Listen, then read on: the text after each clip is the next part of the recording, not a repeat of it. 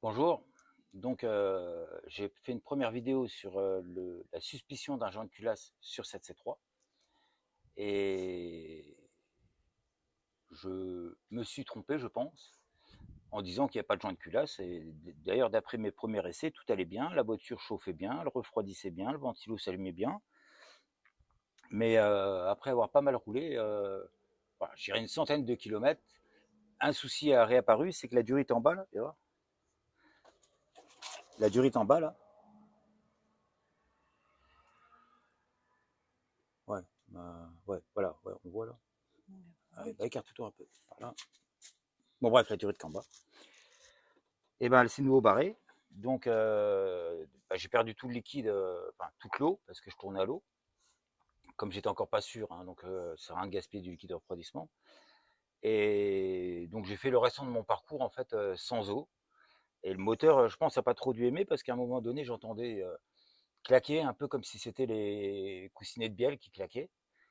Et arrivé ici, la voiture m'a marqué défaut pression d'huile. Donc là, je me suis dit que c'était quand même grave. Et donc, je me suis aperçu, arrivé ici, que la durite était sortie et donc bah, qu'il y avait encore un souci. Donc, j'ai essayé. Donc, je pense que le collier, je sais pas si on voit le collier là. Donc, c'est un système de collier que j'aime pas trop. Ah, on voit pas bien. En fait, on le clipse à fond et puis après, il y a une espèce de collier en plastique qui vient se remettre par-dessus. Et je pense que celui en bas, il doit être un peu abîmé parce que même mis à fond, la durite arrive encore à se déboîter avec de la force, mais arrivait quand même à se déboîter. Donc, j'ai remis un collier en ferraille par-dessus pour être sûr de le maintenir bien fermé. Donc ça a tenu le collier, mais malheureusement, bah, il y avait toujours des problèmes.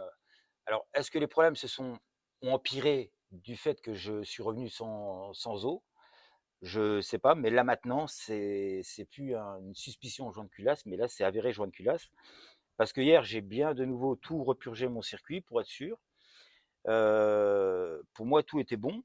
J'ai laissé la voiture ici tourner à 90, le ventilo s'est arrêté. La voiture a un peu refroidi et après le ventilo il s'est rallumé normalement, enfin il s'est éteint, tout. Il n'y avait pas de souci. On est parti, on a fait 5 kilomètres et alors le bouchon qui était sur la voiture, c'est celui-là. Et en fait, celui-là ne faisait jamais déborder le bocal. Alors je me suis dit, on va essayer de changer le bouchon, comme j'en ai plusieurs. Et en mettant le bouchon là, au bout de 5 kilomètres, il y avait toute l'eau qui sortait par le bouchon. Parce que c'est des bouchons qui ont une soupape. Arrivé à un bar ou un bar 5 de pression, en fait, ils laissent passer le liquide. Et donc là, normalement, ça devrait pas fuir par là. Si ça fuit par là, c'est qu'il y a un problème. Donc le problème, en fait, c'est que la compression du moteur remplit le circuit d'air. Et une fois qu'il y a trop de pression, bah, toute l'eau ou le liquide qu'il y a dans le vase d'expansion bah, ressort en fait par le bouchon. Et donc là, on est sûr qu'on a un problème parce que c'est pas normal. Euh, donc voilà, je disais dans la première vidéo que pour moi, il n'y avait pas de joint de culasse, mais je me suis certainement trompé. Donc, mea culpa au mécano que j'ai accusé de pas forcément être un super bon mécano. Il est visiblement meilleur que moi, puisque moi, je ne suis pas mécano, moi. Donc voilà, donc si ça vous intéresse, eh ben, je vous propose qu'on déculasse tout de suite le véhicule. Donc j'ai commencé à démonter déjà certaines choses pour avancer. Donc là, il reste la distrie à démonter. Donc je fais des petits repères.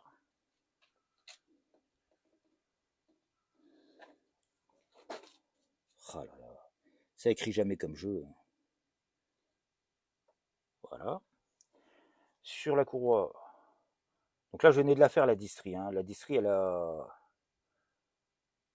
quoi 100 bornes, c'est écrit là. 225 600.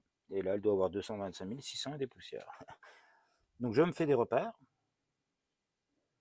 Voilà. Alors, bon, sur le bloc, j'en fais un peu, mais là, je vais certainement passer la culasse à l'ultrason, donc ça ne sert pas à grand chose. Donc là, j'ai un fourré pour voir que je suis bien calé par rapport à ce que le constructeur prévoit. Voilà. Donc là, une fois que je suis calé, je l'enlève parce que je me suis coupé la semaine dernière avec le fourré. C'est pas une bonne idée. Voilà, je fais aussi en bas un petit repère. Ça va pas tomber, hein. De toute façon, oh, un coup il écrit trop et un coup pas assez. Bon, voilà, bref.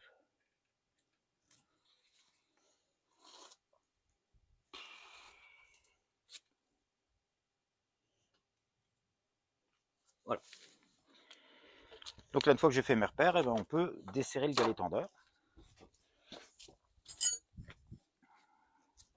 Et non, c'est du 13.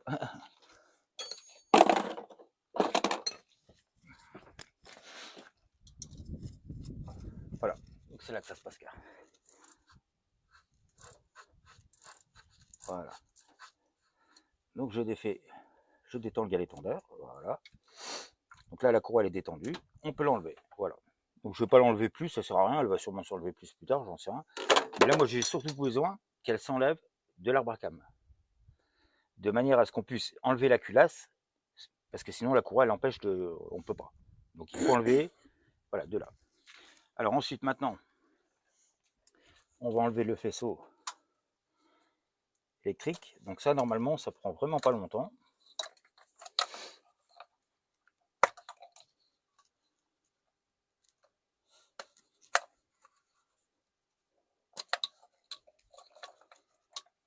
Là, on peut enlever les durites. Voilà. On peut mettre tout ça où on veut. Ah, surtout là où on trouve de la place. Le faisceau. Non, ça je peux laisser. Il faut enlever la sonde d'eau. Voilà.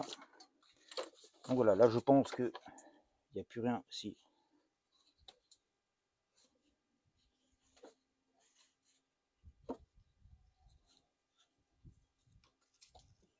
Voilà. La sonde elle reste sur l'échappement. J'ai déjà enlevé le collecteur d'échappement. Donc là, comme ça, je suis déjà bon. L'arrivée d'essence, on peut enlever. Enfin, on doit surtout l'enlever.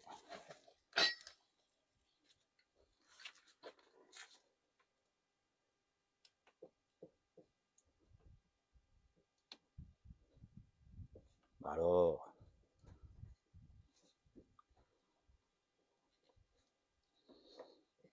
bon, pas, elle veut pas.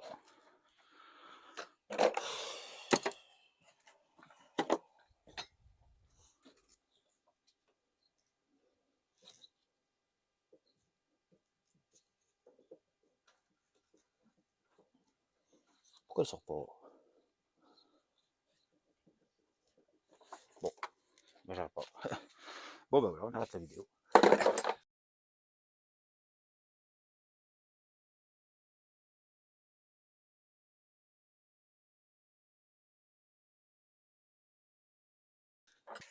Ah oui, si tu reprends.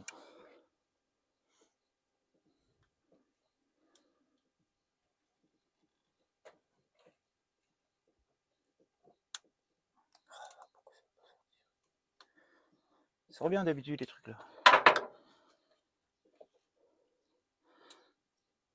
Après, j'allais dire si ça n'a jamais été sorti, mais si le moteur a été changé il n'y a pas longtemps. Voilà. Donc la durée de descente, l'arrivée de descente, on peut la mettre derrière aussi. Donc maintenant, je vais desserrer le cache-culbuteur qu'on vient de repeindre. Il est beau, hein.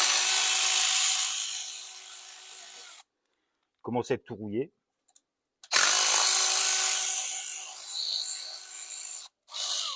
Donc on l'a bien repeint. C'est ce qu'on fait à chaque fois sur ces moteurs-là parce que sinon, est-ce qu'il s'est déjà recollé? Non.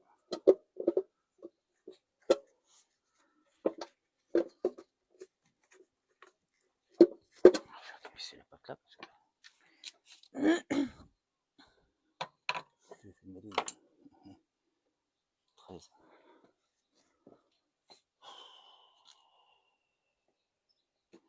Oh, c'est fou ça. Là.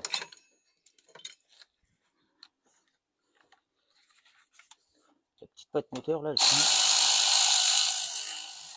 Voilà, chaque fois elle empêche de. Je vais l'enlever complet comme ça, elle ne m'embêtera pas après. Voilà. Donc là, le cache-culbuteur il va venir beaucoup plus facilement. Voilà. Voilà, voilà. Donc là, normalement. Ah oui, bah.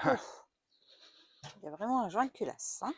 Oui, là je pense qu'il y a voilà, De du la liquide de refroidissement. mayonnaise. Ouais, ouais. Donc là c'est plus grave que ce que je pensais en fait. Ouais. Et c'est récent parce que la première fois qu'on l'a démonté pour le repeindre, il n'y avait pas ça. Mm. Donc là c'est con, hein, on venait de la vidanger. Alors je sais pas dans quel état elle est l'huile, mais c'est dommage quoi. Bon bah tout ça va falloir nettoyer. Petite chou, je vais laisser là. Bah là l'huile est belle, hein. Donc à mon avis, je pense qu'il n'y a peut-être pas de souci. Je pense que l'huile qui est dans le bas moteur, elle est bonne quoi. C'est juste s'il y a eu de l'eau qui est remontée, en fait, elle s'est condensée en haut et ça fait de la maillot sur le. C'est juste là, en fait. Quoi. Donc, faut desserrer la culasse.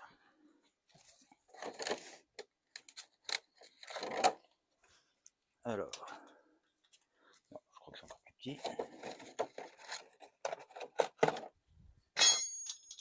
Voilà.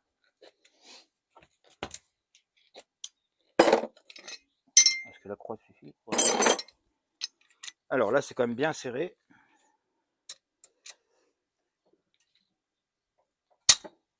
Voilà.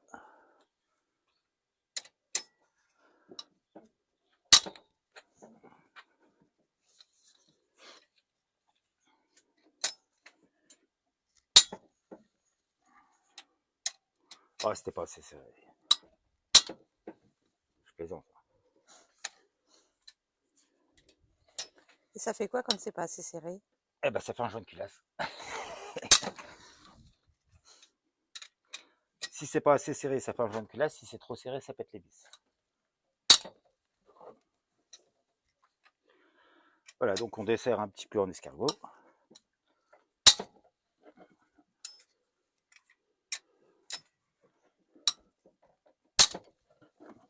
Si, c'était bien serré.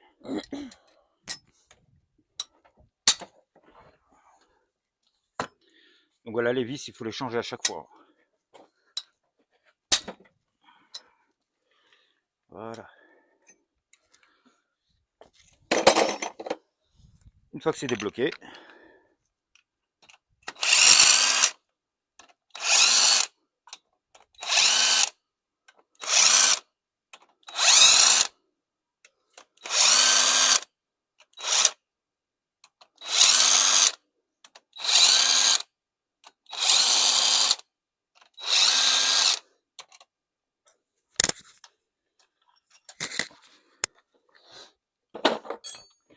donc on prend toutes les vis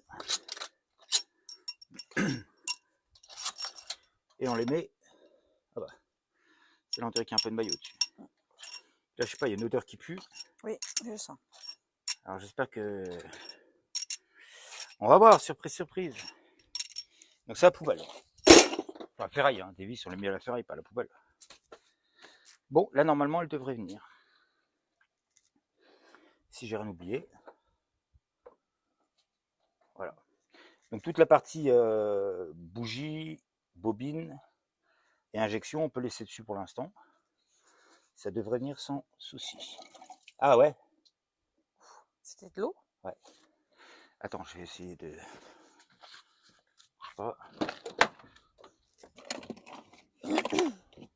Parce que du coup, j'ai pas ouvert la purge. Et donc, du coup, il y a peut-être encore pas mal d'eau dans la culasse. Est-ce que ça va aider à couler ou pas? Ah, ça fait complète. Ah, ouais, ça coule. Ah oui, ça coule bien en plus. Ouais. Mais bon, à mon avis, là, il y a eu de l'eau dans l'huile.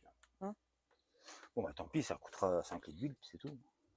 Coule bien, hein, comme quoi il y a pas mal d'eau dans la Bah, culasse. ouais.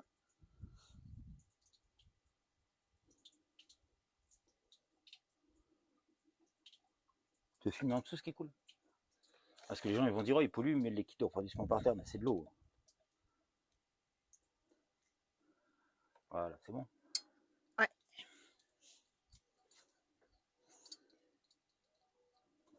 Voilà. Allez, on prend la culasse et on va pouvoir regarder ce qui s'est passé. Enfin, tout ce que j'espère, c'est que il n'y a pas eu de mal sur les cylindres pistons. Sinon, là, on est cuit.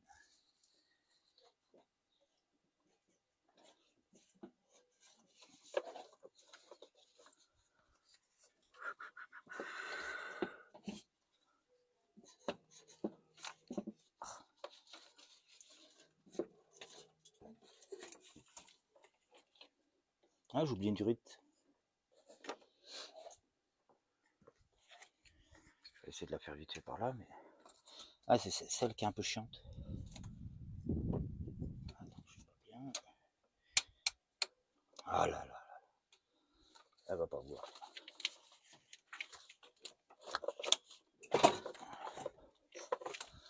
Ah, puis alors maintenant que la culasse a bougé...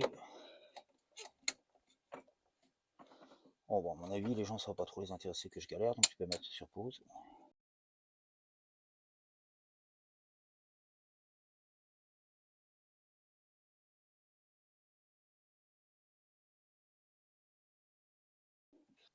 C'est bon. Bon, j'ai galéré, j'ai pété le collier, j'en mettrai un autre. Mais j'ai eu. Bah, des fois, les vieux colliers, là, c'est pas facile. Ce sera bien là. Voilà, donc je pense que maintenant la culasse va vouloir venir. Allez.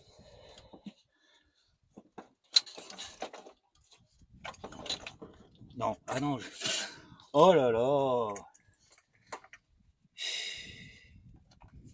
Un débutant. T'as oublié de débrancher quoi? Ben. Ouais, donc ça c'est le. La pompe à vide. La pompe à vide, et puis derrière, il y a aussi encore la prise des injecteurs.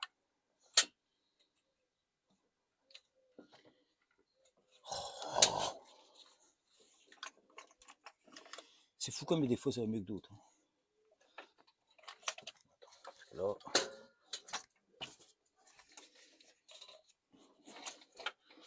Pourquoi je sens pas la. Ah si. Prise injecteur, là. Voilà. Ah, la pompe à vide, je me demande si je ne l'ai pas d'abord enlevé de là parce que c'était la galère. Voilà. Hop, j'enlèverai après. Voilà, bon, j'espère que ce coup-ci, il n'y a plus rien qui tient. Ça reste là.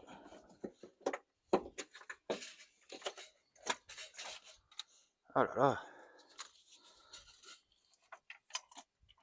Et pourquoi je sens encore un truc qui tient? Oui, la sonde de température là, la deuxième. Ouais, parce que sur l'autre, il n'y en avait qu'une, mais celle-là, il y en a deux. Je sais pas pourquoi. Voilà, bon, allez, hop. C'est bon ce coup-ci? Oui. Voilà. Donc la culasse. Le joint de culasse, il est là. Alors. Attends, je vais prendre un chiffon vite fait parce que là.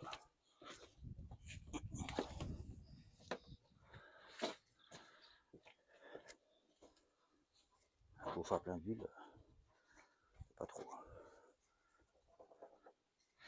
Alors. Bon, bah là, du coup, il y a déjà eu de l'eau dans les pistons, mais là, c'est quand j'ai ouvert. Voilà, donc le joint de culasse. Donc ça, c'est une partie. On est en train de pisser l'huile là-bas. Alors, qu'est-ce qu'on pourrait dire là-dessus? En fait, il faut regarder aux endroits où les parties en ferraille, là, les cercles, ils pourraient être abîmés. Et donc, justement, il aurait pu y avoir un passage. Donc là, je pense que là, c'est possible qu'il y ait un passage. Et là aussi, je me demande. Parce que là, il y a un truc qui est pas... Bon, c'est peut-être moi en bougeant la culasse, mais ça me paraît pas... Et sinon, est-ce qu'il a déjà été changé une fois ou pas? Regarde, tu vois là, le cercle il est tout déformé là. Ouais. Donc ça, c'est pas bon là. Tu peux être sûr qu'il y a peut-être eu un truc là. Parce que ça, c'est les chemises qui sont pas très épaisses. Et du coup, oui, effectivement, bah voilà ce qui s'est passé. Regarde, là aussi, là c'est écarté, là c'est écarté, là aussi et là aussi. Que normalement, c'est bien rond. Donc, comme les chemises, bah on va voir, hein, je vais lever. Les chemises sont pas bien épaisses. Donc, comme juste derrière, tu as le liquide de refroidissement, s'il y a un endroit comme ça où tu as un passage, et ben ta compression part dans le liquide de refroidissement. Voilà. Je vais essayer de le décoller. Voilà, bon, le pitonnier il vient avec, c'est pas grave, on va le voir après. Voilà, donc je vais essayer de le retourner pour voir donc quel est taillé de l'autre côté.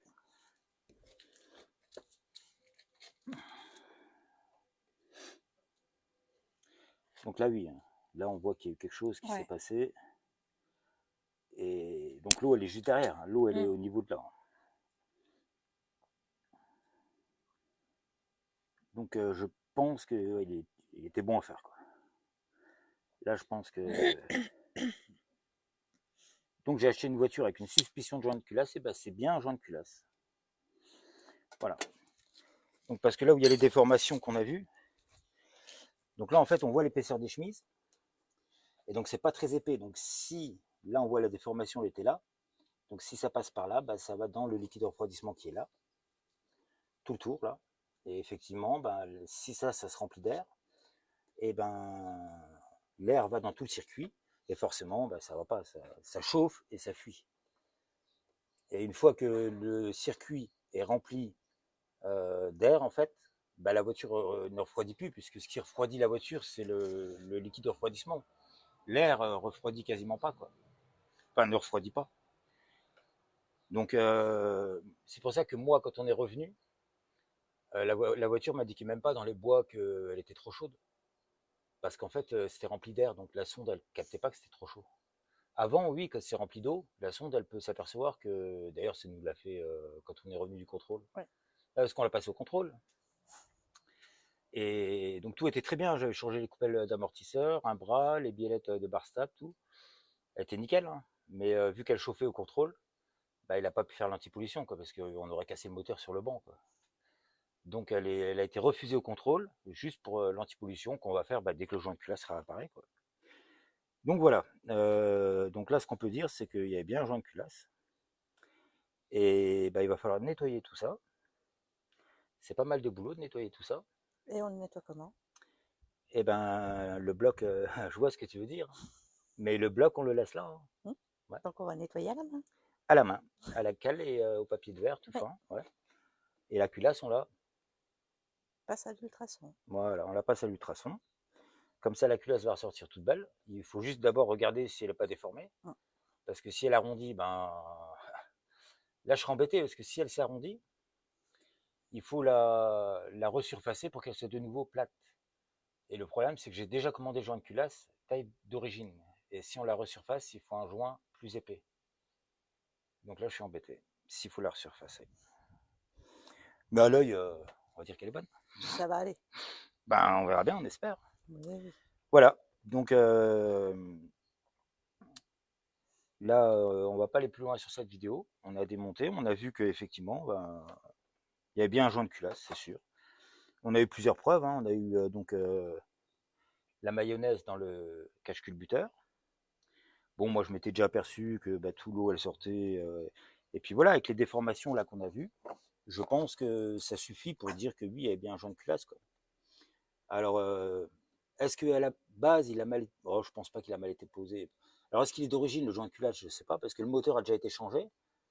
Alors, est-ce que... Je ne sais pas. C'est un moteur qui est certainement plus ancien que la C3, parce que c'est un moteur qui a été mis dans les 206, 106 et Saxo. Et donc on ne sait même pas combien de kilomètres il a. Visiblement, il aurait 150 000, mais n'importe qui peut dire n'importe quoi, on n'a aucune preuve, quoi. Donc voilà. Donc si cette vidéo vous a intéressé, bah, abonnez-vous. Vous pouvez mettre un commentaire si vous voyez que j'ai mal fait quelque chose ou que j'aurais dû faire autrement, ou simplement pour commenter. Et puis bah, je vous donne rendez-vous pour la suite dans un prochain épisode. Au revoir, à plus. C'est bon. Je sais même pas si... Allô? Si, il est encore là. Alors, on va quand même regarder le derrière de la culasse, parce que ça sert à rien de démonter la culasse si on ne regarde pas derrière, quoi. Bon, là par contre, ça va couler l'huile, c'est un peu dégueulasse, mais bah, il n'y a pas le choix. Voilà. Donc là... Oula, putain, même l'essence qui coule. Ouais, bah tant pis. Là, faut pas fumer, parce que là, l'essence, elle coule. Bom. Donc, ah, c'est con, j'ai changé les bougies hier. Donc ça, c'est 4 bougies NGK pour passer à l'éthanol. Et bah, c'est sale, hein, mais donc là, il faut gratter. Ça, c'est des morceaux de joint de culasse. Et puis bon, bah, c'est peut-être un peu l'alu qui est attaqué, mais en frottant bien avec une cale, on rattrape à un niveau correct. Et puis bon, là, de toute façon, c'est un passage d'eau là. Donc là, en fait, on s'en fout. Ce qu'il faut qu'il soit nickel, c'est les tours là. Là, il faut que ce soit vraiment nickel parce que c'est là que la compression se fait. Et il faut éviter qu'il y ait de soucis donc, entre le passage d'eau et les passages d'huile. Donc là, il y a un passage d'huile. Et donc, je crois les deux là, c'est des passages d'huile aussi. Et il doit y avoir encore, je sais plus. Voilà. Donc voilà, donc comme ça, c'est pas beau, mais je pense qu'on va rattraper quelque chose de correct. Alors, est-ce que je pourrais... Attends, je voudrais bien faire une expérience. Bouge pas. J'arrive.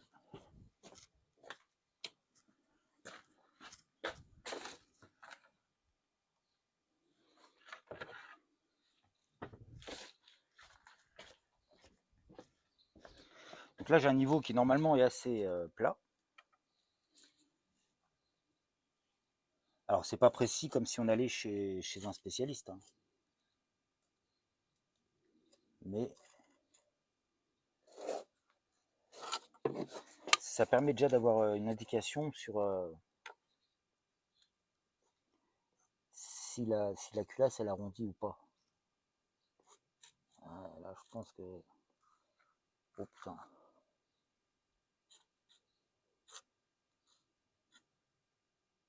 Bon, faudra le refaire une fois nettoyé parce que là, on voit pas. Mais bah, s'il faut la resurfacer, bah, on n'est pas bien. Voilà. Ce coup-ci, c'est vraiment fini. Je ne sais pas à quel moment je vais mettre ce passage-là parce qu'en fait, j'ai oublié d'en parler pendant la vidéo. Donc, c'est peut-être à la fin. Ou peut-être je vais réussir à le mettre pendant. Au pire, je vous dis au revoir. À plus.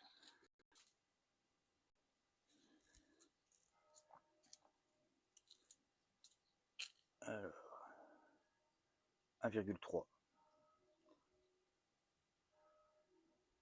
Voilà. Donc, avec l'écrasement, on est à 1,1.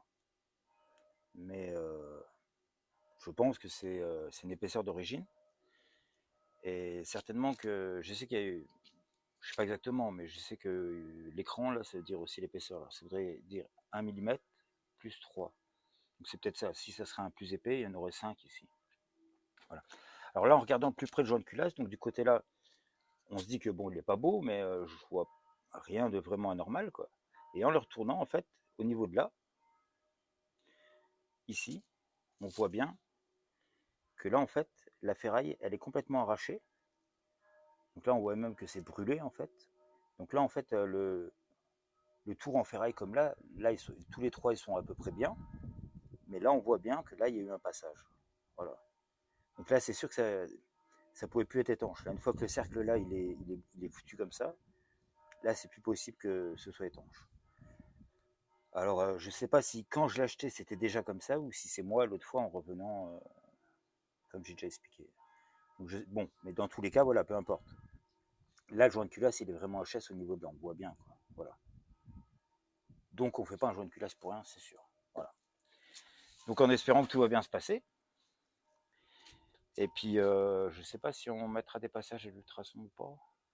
On peut, on peut faire une vidéo même sur le, je sais pas, on verra. Voilà.